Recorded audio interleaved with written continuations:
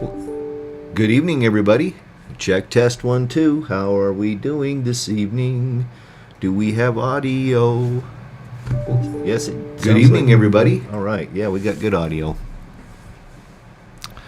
So I made quite a few changes to my streaming setup this last week or so.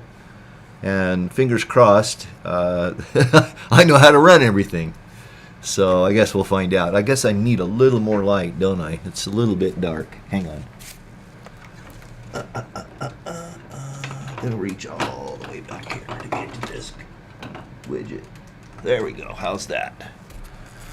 Oh yeah, that's better. Good evening. Hi everybody. Hope you're doing well. Hope you had a great week.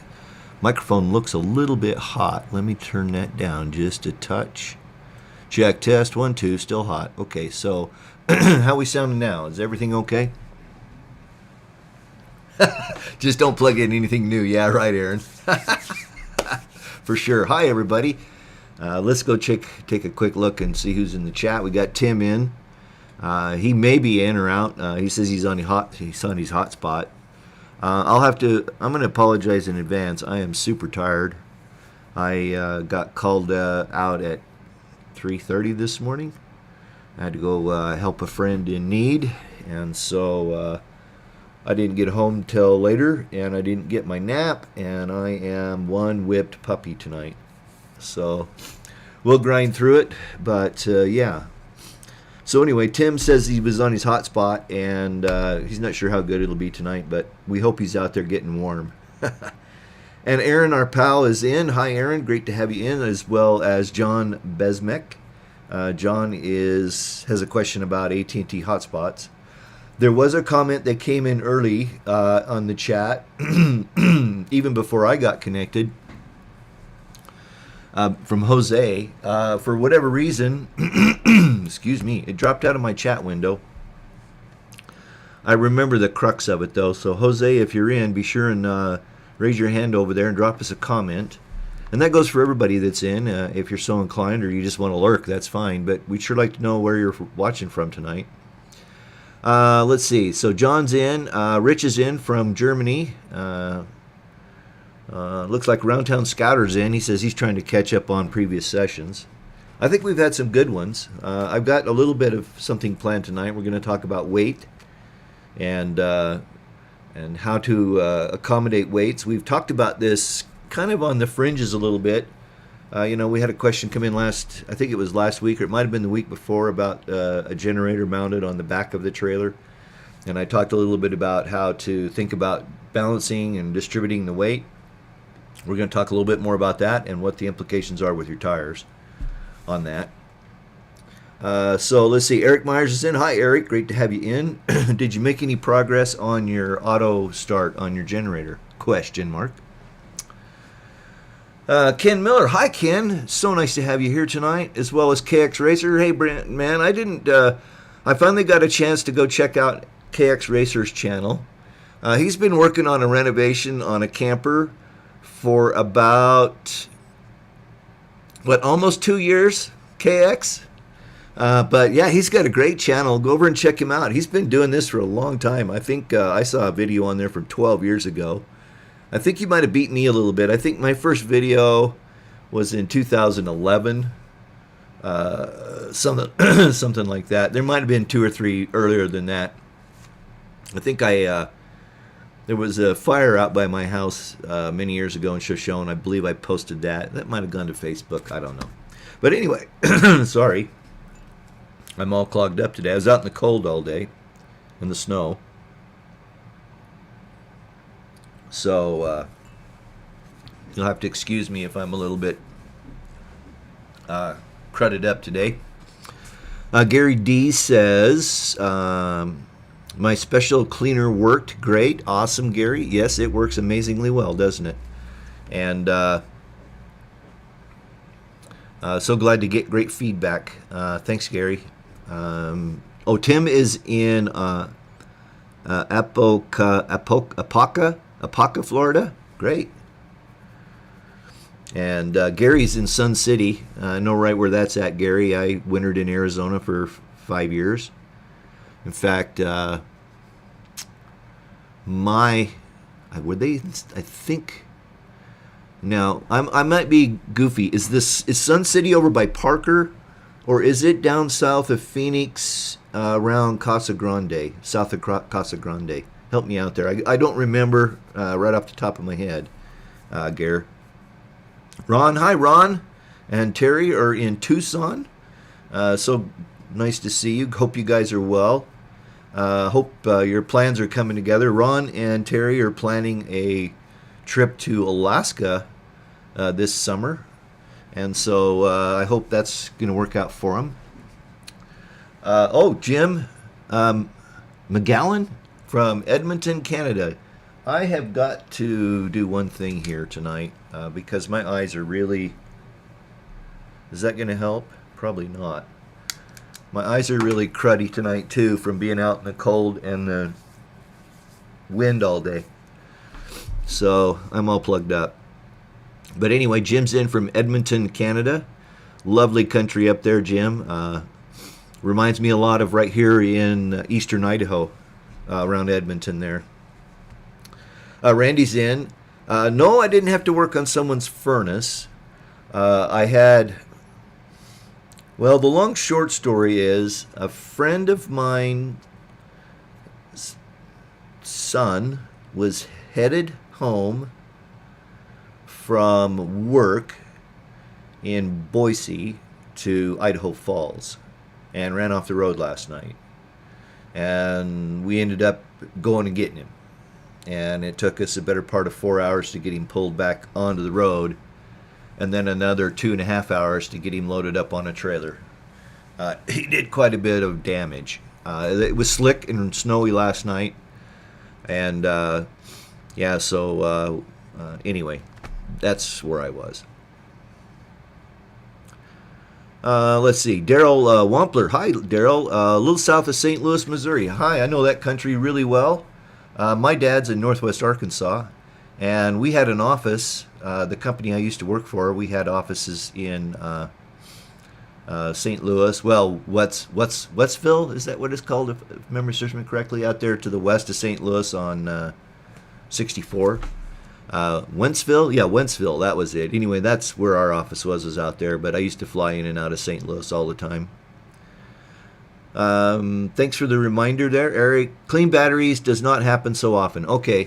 Yeah, it sounded to me like, well, it's either the batteries were low or you got a sketchy relay in there somewhere. I think Tom, hi Tom, had the great suggestion last week, and that's clean everything. Clean all the contacts. If there are any screws or anything like that, you should try to tighten up all those screws, that kind of stuff. And but yeah, you got it's either a low battery sensor, low battery, because that's what typically the way those automatic generator starts work. Okay, so let me back up here and catch folks up that are new to the chat that weren't here last week. Our friend Eric has a rig, and he's got a 7,500 watt generator with an automatic generator start on it. And as a quick review, those AGS, they sit there and they wait and they watch the batteries. And when your house batteries get low, it automatically triggers the generator to start. There's a couple of relays in that link. There's going to be a relay in the link between the batteries and the inverter, and that's going to be inside the inverter, so it's not going to be serviceable by a normal human being. And then there's going to be a link between the inverter and another relay that controls the generator. Now that relay may be external to the generator, or it could be integrated in the generator. If it's integrated in the generator, it makes it a little bit more difficult to get to, but you can still do it. Typically on top of the generator, there's going to be a box. You're going to find your voltage regulator, some other electronics in there, very simple, very rudimentary type of electronics. And then usually that relay for the generator start, it's got some other things built into it, like, you know, it'll only try to crank the engine for 10 seconds. This is all tunable and set upable. You know, you can configure it, I should say. But anyway, yeah, you're probably just going to have to keep running that down. Tom mentioned, I saw here, do a voltage drop on every connection, and that's a good point too. That's easy enough to do, Eric, with a voltmeter. Yeah, keep us informed on that if you get it tracked down. KX Racer says truck camper renovation is 2 years and counting. Thanks for the shout out. You're welcome. Yeah, I watched. Well, I kind of binged about 6 or 7 episodes the other day, early in the morning, and I watched him cleaning up his aluminum siding, similar to what I'm going to have to do with mine when I get ready to put it back on, straighten it out, knock all the tweak and twists and turns out of it, pull those those beepity beepity beep beep beep staples. They are so hard to get out of that siding. And yeah, so totally get where you're at, KX Racer. I've still got that to do this spring. And in fact, as soon as the weather improves, I can get out and do that. I don't have to wait for warm weather to do that kind of work. Like you'll see that I have a video posted and ready to run, and I was going to run it Sunday. But for whatever reason, YouTube was really clogged up on Sunday. And just a little side here, kind of some inside, behind the scenes stuff for what happens when you publish a video to YouTube. I'll do all my work, and then I will encode it on my computer. And so what encoding means is I'm taking it and putting it in a format that YouTube understands. And it's a simple format, MP4, H.264. That's what all videos on cell phones, all that kind of stuff is all recorded in H.264. If you get into higher dollar cameras, more professional video equipment, you're going to be working with different formats. But H.264 is the most common, and that's basically what you work with. Well, kind of once you get that all put together, then you encode it into one big file, and then you take and post that to YouTube. Well, then YouTube takes, and they grind on it, and they resample it, and encode it, technically transcode it, but they encode it to the different streaming characteristics. So it might be 480, it might be 320p, 480, 720p, 1080p. Well, I switched over to 4K last year. When I got my good internet connection here at the house, I flipped over to 4K. They just make a lot bigger files. Just keep in mind that the higher the resolution, the more file you get. Now, the reason YouTube has to encode these, and they encode them in all these different resolutions, is because not everybody streams at the same rate, and YouTube needs to adjust. So, for example, we've got Tim out there on a slow modem connection. He might only be getting the stream at 480p. Okay, thank you, Aaron. And but YouTube has that automatically encoded so they can deliver it, live. This is typical of all streaming type services. I happen to know that, well, for a couple reasons.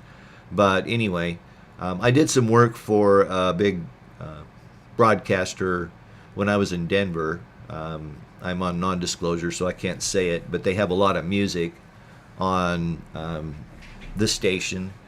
And I did a bunch of work for them, server work, and they had these huge racks of encoding machines. And so whenever they would take a hunk of video that they were getting ready to air, they would stick it into the encoder because they would stream it online, and they would have to have the different resolutions to be able to stream to people. I hope that makes sense. Anyway, that's why that video got pulled back until this Sunday. And in fact, I'm going to try my new device here and see if I can make this work. That's butyl tape, and there's going to be a bunch of it on the back side there. So you can use a plastic scraper. I'm going to use metal one here, but I'm going to wrap it in this towel. And yeah, that's working really good. So there's the remnants of that old adhesive. And a lot of it's coming off just by and we're just going to work it here and see how it takes it right off. Okay, so I ended up dropping back to 600 grit to do one more sanding on this, and I'm getting there. I'm really liking the results. You can come in, and this is graphite pencil. It'll sand right off. But you could just come in and say, okay, I got a little something right there when you get the surface wet again to start sanding. And that way you'll know where to go sand. All right, so I hit this with 5,000. I think that's where I'm going to stop. It's really pretty smooth. It's still cloudy. You can see that. But we're going to take care of that right now. This right here, Meguiar's Mirror Glaze, number 205. So what that is a trailer. And what I did was I put that together because on premieres now, YouTube has greatly improved the premiere feature. And you can, if you haven't noticed, at least on my premieres, I try to mix up what the intro is. You know, that annoying countdown clock that they have. And so you can change that now. Plus, if you actually go click on the video before the premiere even starts, you'll get to see that little preview that I showed you there. So I just thought I'd play with my new Stream Deck box tonight. What I'm talking about here is that this little widget right here is magic, and it's a push button setup, you know, so I can switch back and forth between scenes and sources and all kinds of fun stuff. I just got it yesterday, so I haven't had a lot of time to work with it, but I got part of it figured out. Okay, let's see. I'm going to go back to comments here, and then we'll talk about John's question about streaming service or wireless service. Oh, Randy says he's worked on 54 furnaces since January 1st. Wow, that's more than one a day, man. Thanks for the commercial there, Aaron. In fact, that reminds me, if you like what you're seeing, please give me that thumbs up. Helps get the video ranked up. More people will get to see it. If you're not subscribed, please do subscribe and ring the notification bell. Lots of videos still to come. Do this Tuesday thing every Tuesday. Have been, well, I haven't missed a day. Well, I missed one weekend. And the whole year. I think I started this just about a year ago right now. And I've sure had a lot of fun with it. And I hope you have as well. I hope you find it entertaining. Ken Miller's in from Hockley, Texas, 55 miles northwest of Houston. I happen to know Houston pretty well, too. We had an office there. In fact, I spent a lot of time in Houston. It's a big data center area. Then I moved quite a few data centers around in the Houston area. Most of it over in the Greens Point. And how well I know Houston, I know they call that Guns Point. But Greens Point over in, that's northeast Houston, so opposite side of town from you. Tom, of course, is in. Randy says that's a drag. Yeah, but it happens, you know. What are you going to do? Aaron puts out a friendly reminder. If you see someone here that you don't know, take a moment to head over and check out their channel if they have one. Like KX Racer. I think you find his content pretty interesting. Seems like a nice kid. Hi from Alabama, Judy. Great to have you here. Oh, Tom's comment about the voltage drop. Okay. Aaron was Johnny on the spot and went out and got KX Racer's channel in there and dropped it in the chat. So if you have a question, you can drop it in the chat as well. Matthew Toll is in from Lower Michigan. Hi, Matthew. So nice to have you here. Two Feathers. Great to see you. Bubbles. Keep your campaign up. I haven't settled on a name yet. So, you know, Bubbles still sounds like a 1970s exotic dancer to me, but okay, you know, it's got potential. Oh, let's see. Tom Downey says, I blend aircraft windscreens with mother metal polish and a foam ball and a drill motor. Yeah. Tomorrow, I was going to do this today. Obviously, I didn't get to it. Tomorrow, I'm going to try another method on restoring those. That was a lot of sanding. You'll get to see the video this Sunday if you're so inclined, or at any time after Sunday. But it was an awful lot of sanding to restore that one window, and I still have the two corner windows to go. And anyway, so I'm going to try. You saw me using Meguiar's, and I swear by that stuff. I have maintained my vehicles with the Meguiar's mirror glaze compounds for, well, as long as that stuff has been out, which is probably at least 20 years that I can think of. And I've always been really happy with it. Yeah, I know Chemical Guys makes great stuff. There's a lot of them out there. But I've used the Meguiar's on Rusty, the RV, now Rich's RV, for the whole time I've had it. And it just does the job. And it works really well with the DA. But what I'm going to do on the next window is I'm going to try doing it all with compound. All with compound. I'm not going to sand the windows. I'm going to try to polish them out. I got a bottle of high cut, so very high cut. I've got some high cut pads, and I'm going to see if I can polish the window out without sanding. I can always go back and sand it. I'm not going to ruin it. It's just another step. Graybird's in from Whidbey Island. Hi, Graybird. So great to have you here. Talc is a great polish, yes.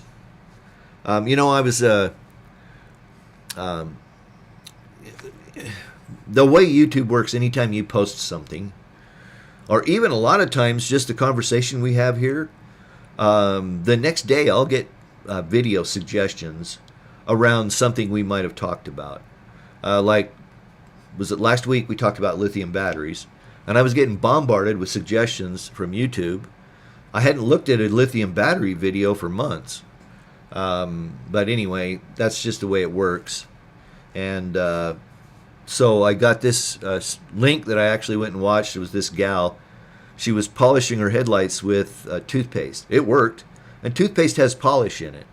But I don't know if it would work on really, really badly oxidized polycarbonate or acrylic like I'm polishing.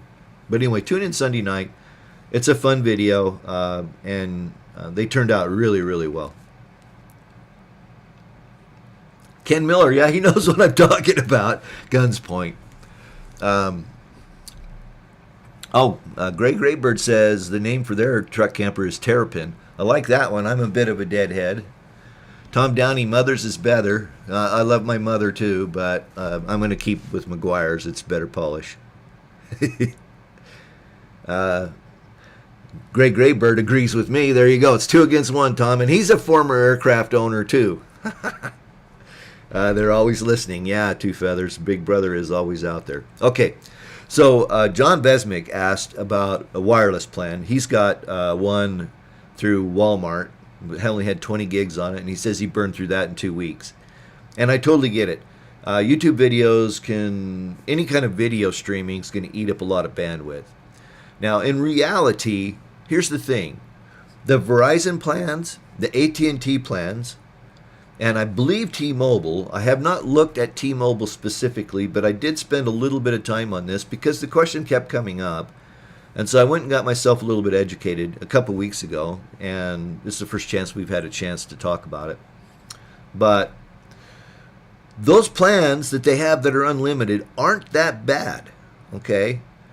Everybody worries about this throttling thing, okay? Everybody's just all worried about throttling because most of the unlimited plans today have some level of throttling in them. What throttling is when the network gets busy, they back off the amount of bandwidth available to everybody to try to accommodate everybody. Tom Downey experienced this when he was in Quartzsite a couple weeks ago. Quartzsite, January, February, super busy. A lot of extra people there. A lot of people trying to get on and stream. And it could be sketchy. And so that is when you're going to run into issues. Most of the streaming services, the YouTubes, the Netflixes, the Primes, not so much the streaming TV services, but they still do end up trying to get ahead on the stream so that you have something called a buffer. And all a buffer is that when the streaming service can send more data than it takes to stream at that particular moment in time, they can work ahead. Okay?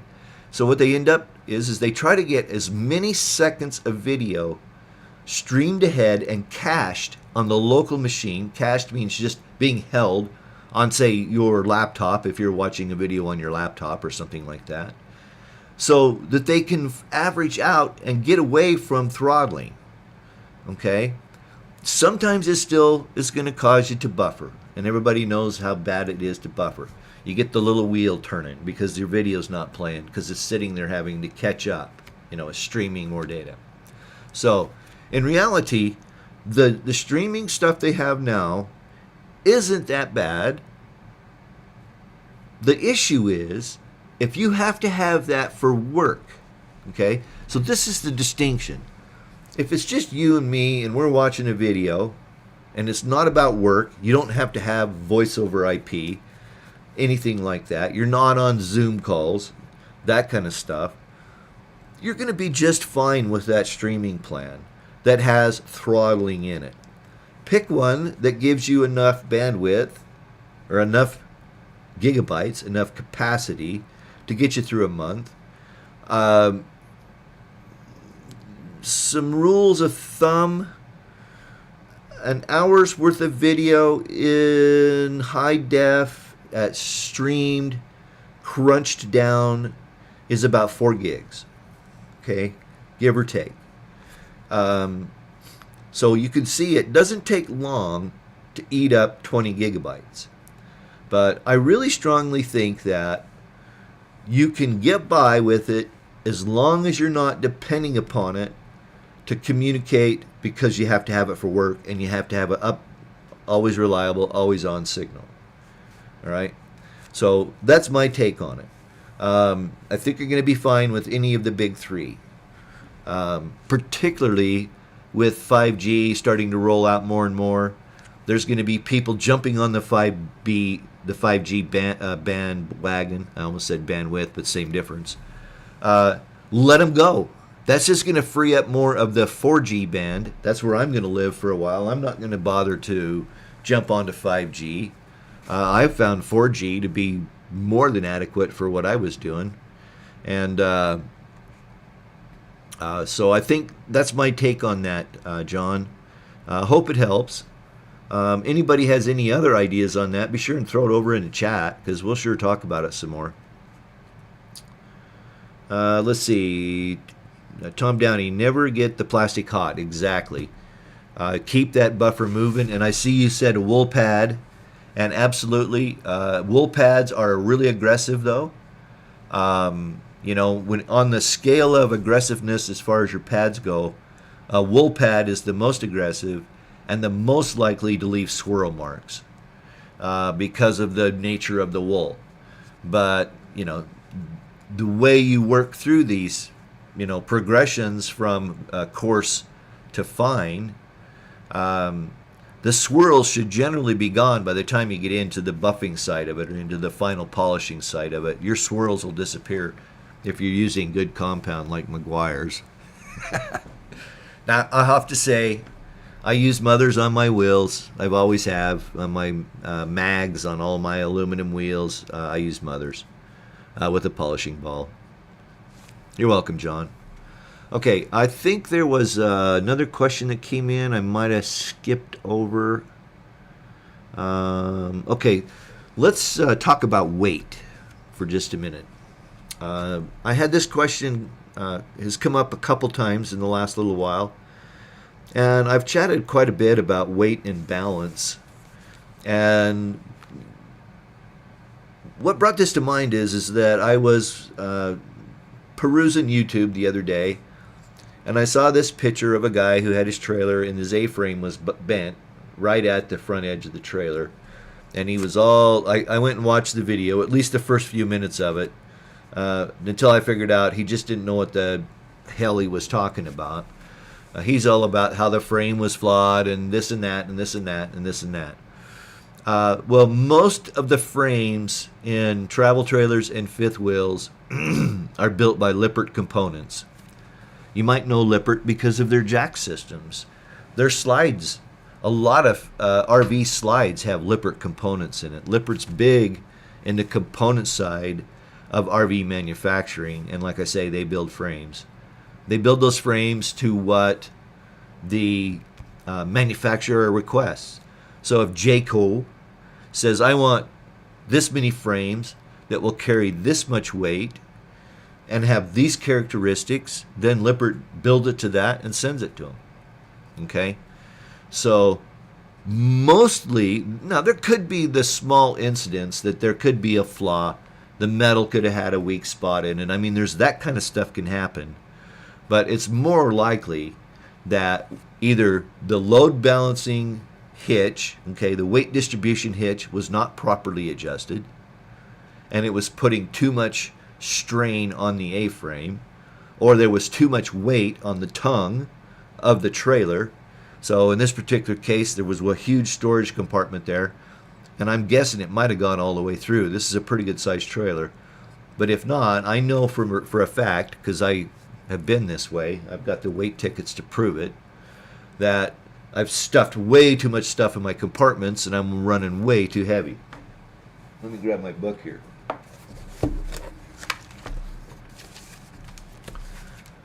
The front axle in Rusty, the Class A that I have, is rated at 13,200 pounds. The rear axle, I believe, is, I want to say 20,000, 22,000. I don't remember exactly right off the top of my head. But what these are scale tickets. And I've shared these with you last year, but it's always a good idea to get your RV weighed. Travel trailer, fifth wheel, Class B, Class C, Class A. Go get it weighed, because if you get it weighed, then you're going to have a good idea about your weights and balance. Okay, how much weight is where. And the second thing is, you might need to move stuff around a little bit to get that weight and balance proper. The best way to do this is to get a four-corner weight. And those are hard to come by. A lot of times at like RV rallies, I got lucky, and at the Newmar rally, and they had a guy that came around with could do four-corner weights at your site. They're just load cells that just slip underneath the tires, and they weigh your rig, and they can give you the four-corner weight. What the four-corner weight will give you is if you have too much weight on one side or the other. Getting a cat scale ticket like this won't tell you that. All it will tell you is how much you have on the axles, on the front axle or the rear axle. I don't know if I can get this in here to where you can read it, but let's see. All right, I think you can. So if you see that top line there, it says 13,000, is that 60? 13,060 pounds. And then on the rear axle, it's 18.7. The towed, my towed was 3260, and my gross was, 35 and change, something like that. However, a couple of years ago, I was going boondocking. I was planning on being out for 14 days. I didn't have my solar in yet. I was full of water, full of diesel, 150 gallons of diesel, 105 gallons of water, completely full of groceries, plus all the crap I carried around with me. And this was my weight ticket there.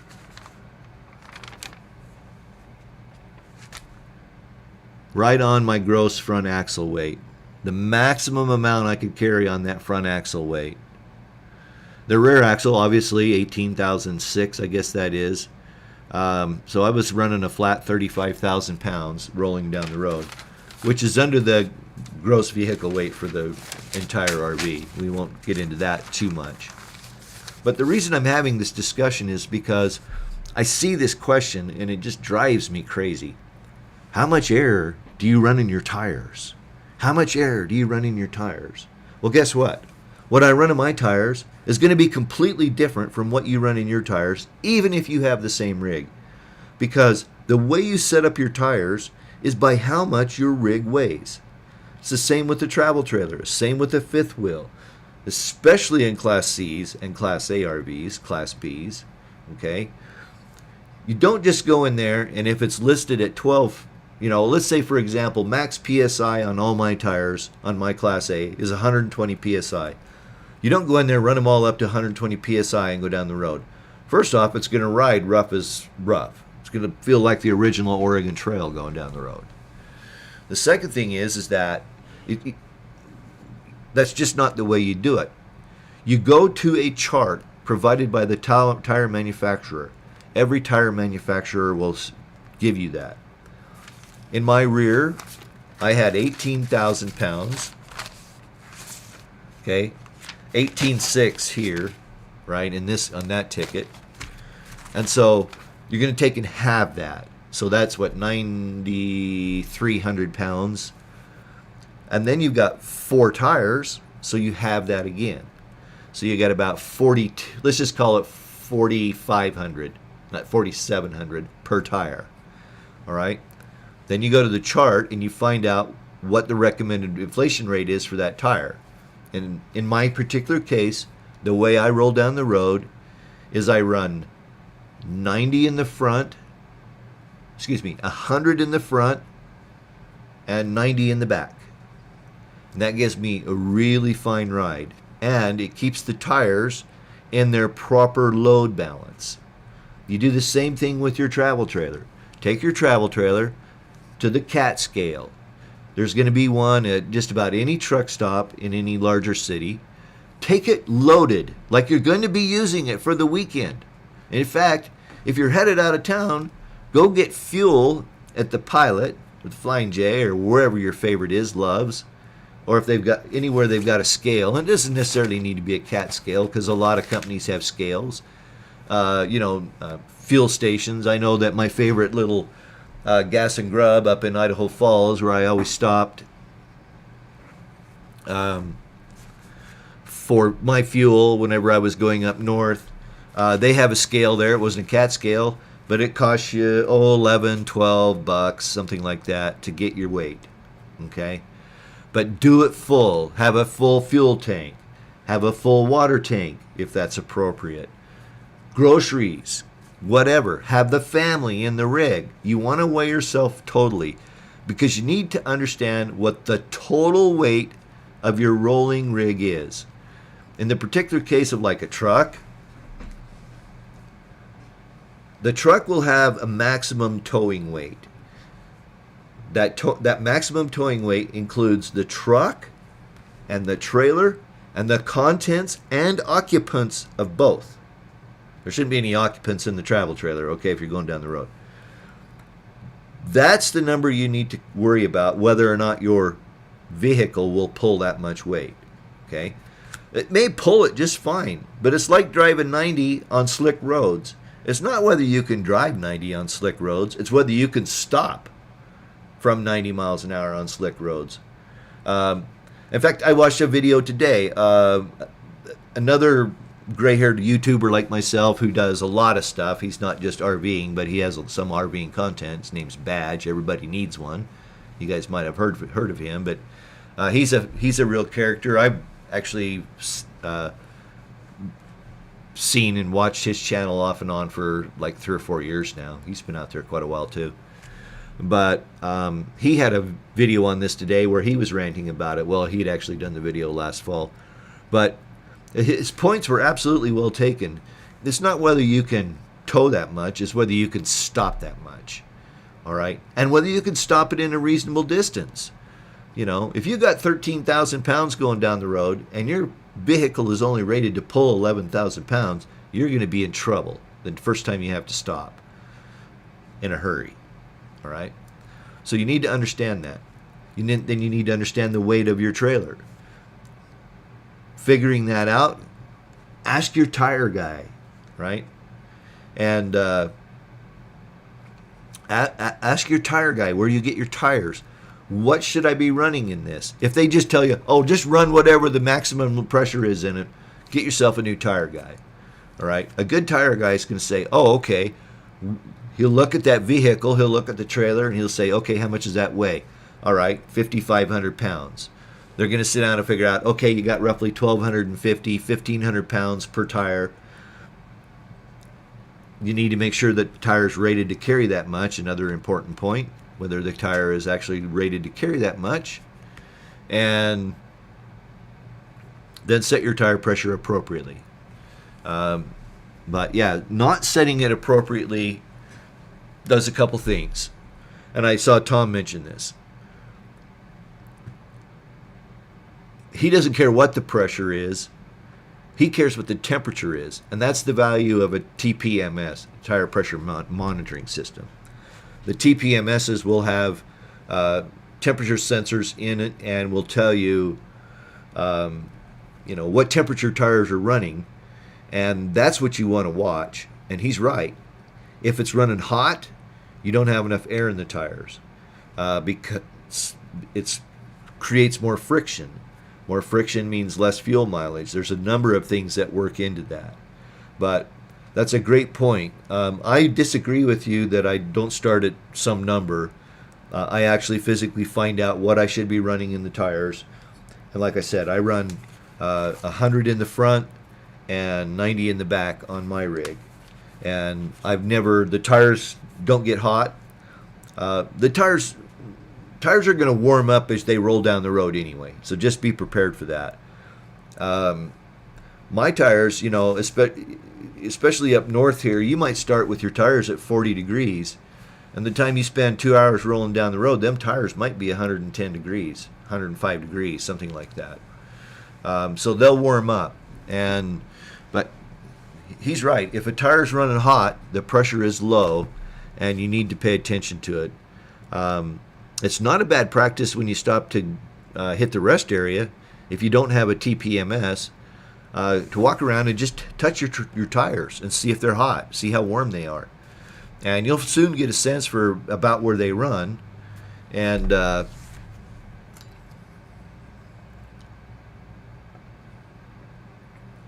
you'll be a lot safer going down the road.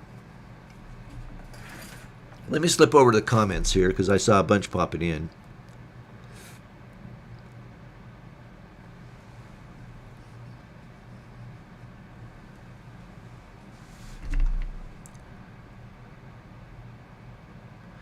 Alrighty.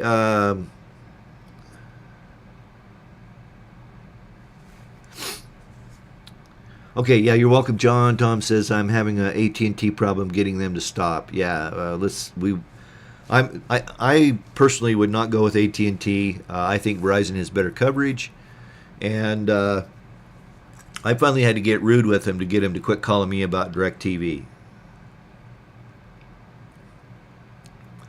Yeah, Tom.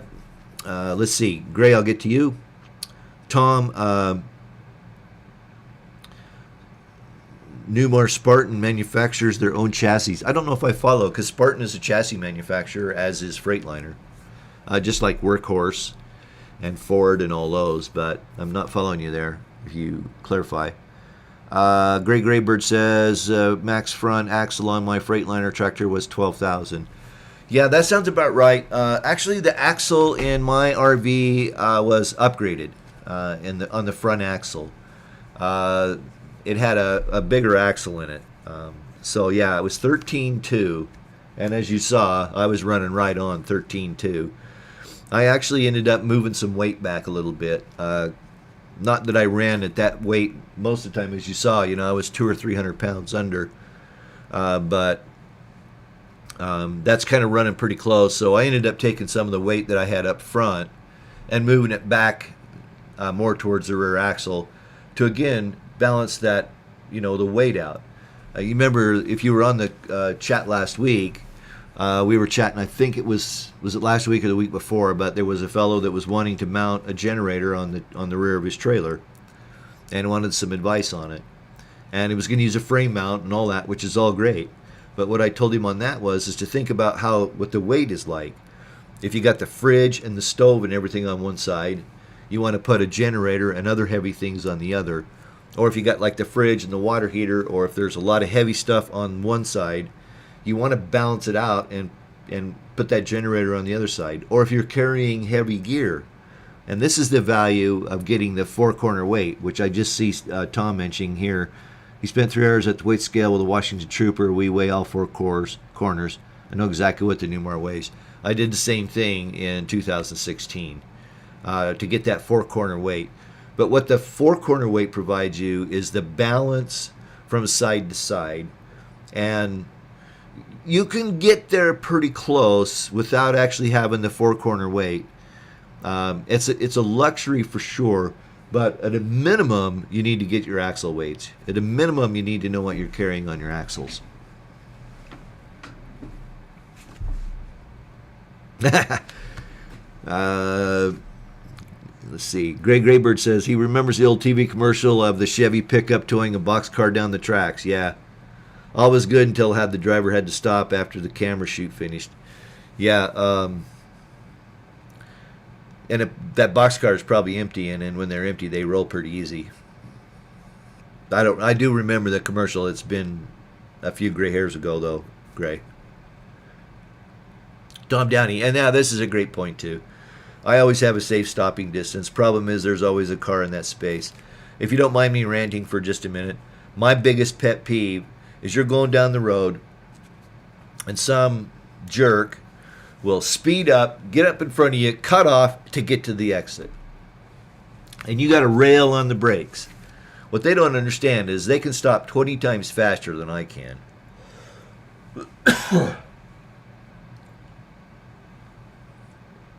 Sorry about that. Anyway, that's just what you get out there on the road. Anybody who has driven a lot on the interstate knows exactly. But yeah, or they just got to cut you off. I'm like you. I always drive by what they call the 3-second rule, and in fact, in the RV, I would use the 5-second rule. And what that is that you pick up a landmark, let's say a highway sign, and when the vehicle in front of you crosses that sign, you start counting, and you shouldn't hit that sign for at least 3 seconds. And in the case of the RV, I would go 5 seconds. And so I would try to maintain that distance. Now, you get in dense metropolitan areas, you can't do that. But I just slow down. Personally, I just slow down. I stick in a lane. I've driven across Salt Lake so many times in my RV, and I know I pick the number 3 lane at Provo, and I don't have to change lanes until I get to Brigham City. It's the number 3 lane, and in fact, it was the spring of COVID. I remember I was driving home, and I stopped south of Salt Lake to do the bladder dump, so I could, make a good run through Salt Lake and get up north. And there was 3 fifth wheels in the rest area at the same time, and a Newmar Baystar. And we pretty much all pulled out together, and we pretty much all stayed in that number 3 lane all the way through Salt Lake until we got up to, there's a rest area north. It's not quite to Brigham City, but it's right in that area. And it was funny because not a one of us sped up, slowed down. I just stuck the cruise on at 65, which is the speed limit through Salt Lake. I happened to be leading the pack for whatever reason, but I just stuck it on 65, put it in that number 3 lane, and we went through Salt Lake. And you want to go around me? Fine, go around me. But people cut me off so many times. You have to tap on the brakes to get off the cruise. But yeah, they just don't understand. They just have never driven a large vehicle before, and they don't understand how hard it is to stop them. And it's scary sometimes. I've got some horror stories that I'll tell on another night when it's not quite so late, on some close calls that I had that I don't know how I walked away from.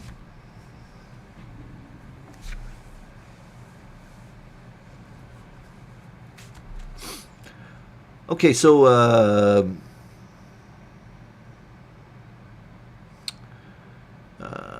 okay, Gray says, yeah, back off, increase space, yeah. And Tom agrees with me. Yeah, feel them. Every time you stop, go back and feel your tires on your trailer. If you got a hot one, you got a low one, and you need to pay attention to it. Nothing will ruin your vacation faster than blowing a tire. 16 miles down a dirt road headed to a Forest Service campground, and you don't have a spare, or your spare's flat. You're gonna be hating life. You're gonna be calling your buddy and dragging his butt out of bed at 3:30 to go help you recover his son's car in a ditch.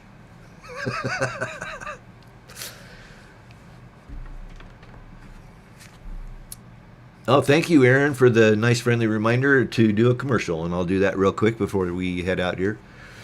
Everybody that supports my Amazon store, I so greatly appreciate. I think I mentioned on last week's stream that I did my taxes last week. In fact, if you look over my shoulder there, you can still see the pile of paperwork. I haven't filed them yet. I just kind of got it worked through so I could figure out how much money I'd have to pay if I had to. And I actually made money for the first time on YouTube since I started in 2016. So what's that, 6 years? I don't even want to think about it. And it wasn't a lot of money. And I sat down, and this is the mistake I made. I sat down and figured it out, and I made about 8 cents a minute, or 8 cents an hour. 8 cents an hour. If you figure out all the work that goes into the videos, the hour on Tuesdays, or hour and a half sometimes if we got a good discussion going on. But it's sure a lot of fun. I sure enjoy having you folks here. But what helps with that is your support of my Amazon store. There's a link in the description below. You'll pay the same price. I'll get a small commission. And it helps me, keep my camera gear up to date, which is super important. I was running on cameras that were, 3 years old, 4 years old in some cases. And when it comes to cameras, they get out of date really fast. So anyway, your support is greatly appreciated. Also, I've got a new article over on my website about lithium batteries you might want to go check out. We chatted about last week during the live stream. You could recall that live stream and watch it, or go over and check out the article. It just gives you some ideas on how to choose the correct battery. I don't give you any recommendations on what battery to buy, although I do have some affiliates. I didn't do it in that article. I want you to make your own decision on that. And that came out of Sam Allen's questions on the SOK batteries that came up a couple weeks ago. So if you have questions and you want to submit them ahead of time so I can take a look at them, you can email them to trbolin@gmail.com. That's trbolin@gmail.com. Of course, you can always drop them in the chat window. I'm happy to answer them there. So there's your commercial for tonight. We're going to get things wrapped up here shortly. Just let me catch up on comments here. Okay, KX Racer, do I have any tips on how to patch a $half size hole in aluminum siding? Cut a patch and rivet it in, then caulk, watertight? Damn good question. I got the same problem, KX, and I'm going to have to do some research. I'm actually considering something like what you're saying, but rather than caulk it, because I don't trust caulking on this siding like that, I'm going to look at potentially soldering with a torch and lead solder. You can pick up lead solder at Home Depot or a plumbing supply house. Back in the old days, that's how they used to do body work, is with lead. Okay, so you might find an old car that's got a bunch of lead in it from body repair that's been done. But I believe lead will solder aluminum, and that would give you a super tight, watertight seal, and it would give you a nice flush patch. You wouldn't be dealing with the ugly rivets, and then you could go back in and you could put some kind of a skim coat or filler on it.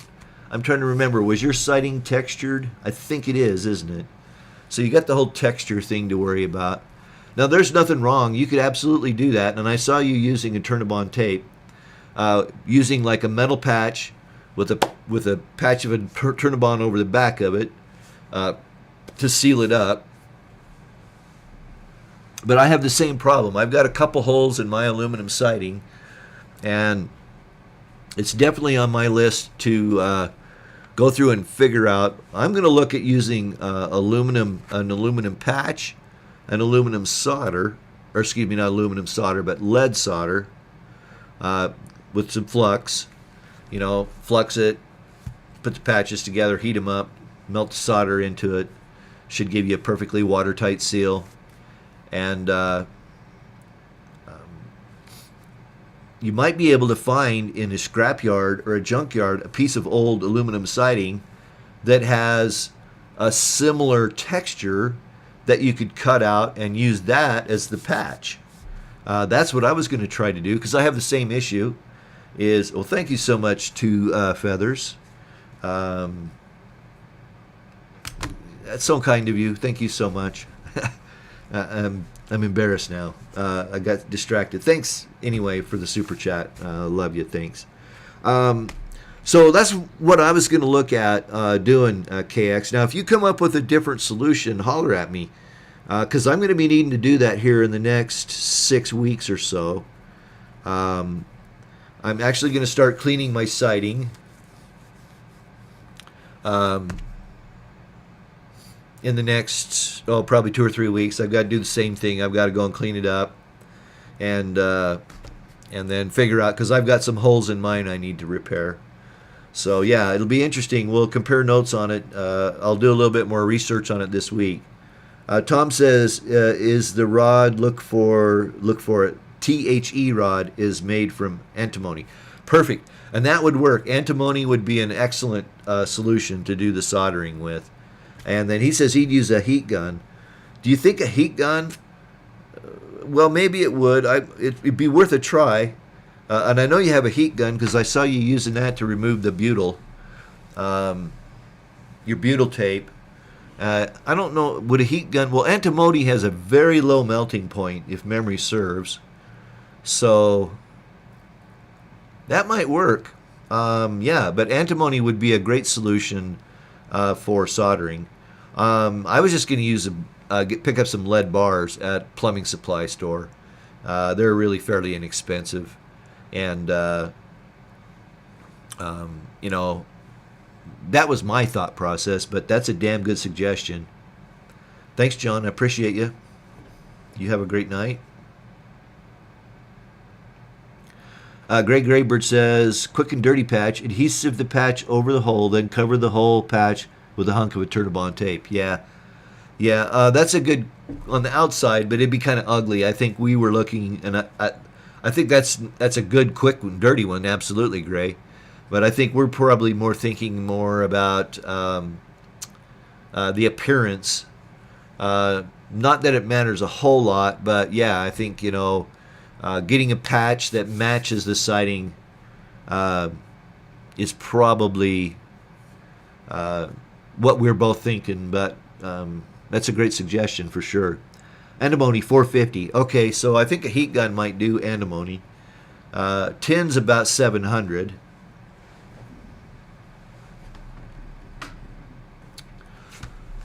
Wanda Rutledge. Hi, Wanda. You're new, and we welcome you with your question.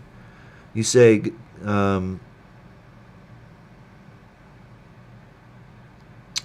would I use Flex Seal on my roof?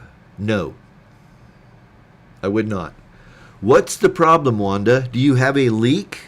And if you have a leak, do you know where it is leaking? If you wouldn't mind, throw another chat in there and let us know. Is it a leak that you're trying to solve?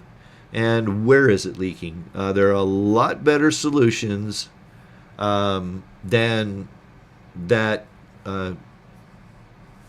Flex Seal that will last a lot longer. Here's the thing with Flex Seal that they don't tell you on the TV. It's not rated to be outside in the ultraviolet, and it will rot. It will just fall apart. It's not rated to be in ultraviolet light for extended periods of time like an RV roof. So that's the reason I would not. Oh, thank you, Ron. I appreciate that. Thank you. And I don't know if I'm moving up, but yeah, I'm sure having a good time, and that's a lot. And that's fun. Okay, so he says it will. I work with it all the time. Okay, good to know, Tom. Antimony. Where do you pick up that where do you pick up those sticks? Where's a good supply for that? Like a welding supply shop? Thanks, Randy. It's so nice to have you here, and that's great. I just changed my furnace filter Saturday, and that's a great reminder to change your furnace filters once a month. Wanda says, yes, all over.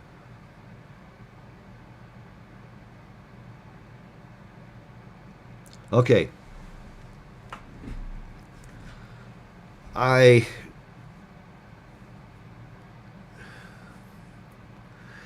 This is difficult to diagnose, okay? And I have some experience with roofs because I actually replaced the roof on my RV in 2018. And I dealt with a leak. And the way I sealed it was with a Turnabond tape. And what a Turnabond tape is a very elastomeric tape that you can use to seal the seams around the edge, okay? It's fairly inexpensive, fairly easy to apply, and it will seal the seams, okay? That would be my first line of defense. My second line of defense would be to use something like Henry's Tropicool roof coating. That is a silicone coating.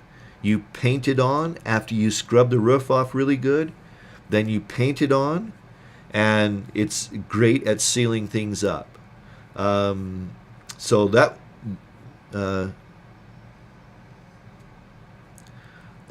is what I would recommend. Is if it's really badly leaking, I would recommend that you put a Turnabond tape on all of the seams in the perimeter, around the entire outside edge. Okay, and then the next thing I would do is I would first clean the roof, then do the Turnabond, and then paint the roof with Henry's Tropicool or Henry's Bright Tech. Either one of those works just fine. They're pure silicone, well, almost pure silicone. They're rated to be out in the sun because that's the thing we got to keep in mind is that you can't use just anything because UV light, the UV in sunlight, is very damaging to things like rubbers and plastics and stuff like that.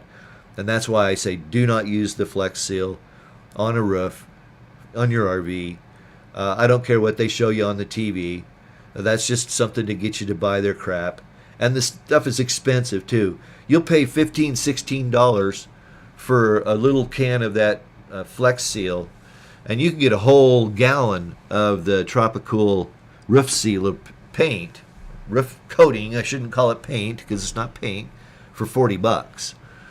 And then the Turnabond tape, you're probably into it for another $50. So that's what I would recommend, Wanda.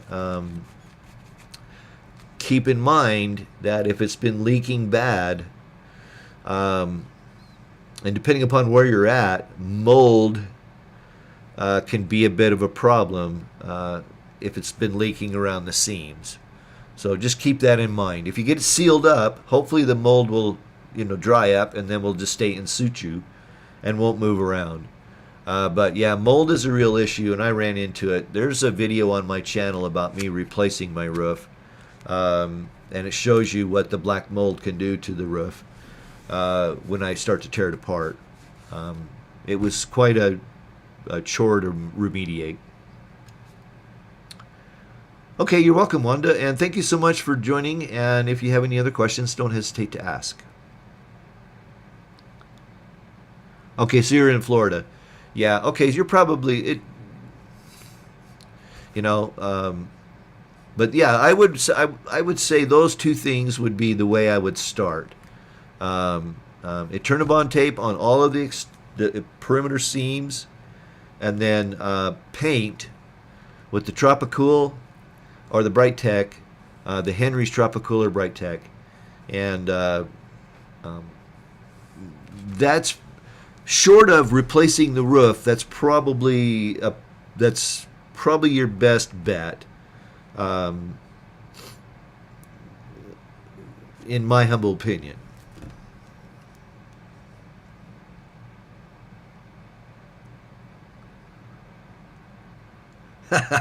Graybird says, need a class or demo on applying a Turnabond. Classic cat with flypaper scenario.